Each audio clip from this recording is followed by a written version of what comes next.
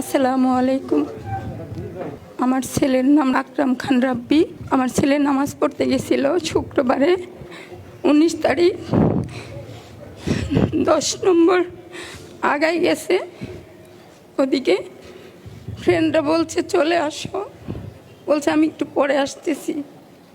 তারপরে বলছে আমার হাতে যায় নামাজ আছে, আমার কিছু হবে না বলে গেছে। একটু পরে গুলি লাগছে ওর।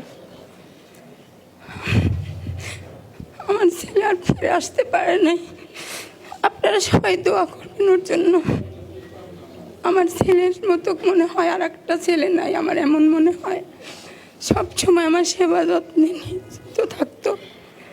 আমাকে রাতের বেলায়ও পানি খাওয়াতো, উঠে যায় আম্মু তুমি পানি খাইছো, আম্মু ভাত খাইছো, আসো একসাথে খাই।